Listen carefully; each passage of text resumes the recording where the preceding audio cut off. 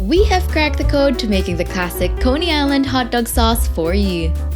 It's incredibly beefy and saucy and makes it the yummiest meaty blanket for hot dogs. In a large skillet, add the unsalted butter and melt over medium-high heat. Add in the ground beef and cook for about 3 to 5 minutes until browned. Add the white onion and cook for another 3 to 5 minutes until the beef juices run clear. Add in the salt, paprika, and chili powder, then stir briefly. Stir in the brown sugar, then add the ground black pepper.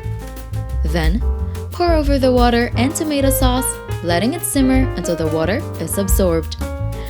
On top of the hot dog in a hot dog bun, spoon the ground beef, then add toppings of your choice.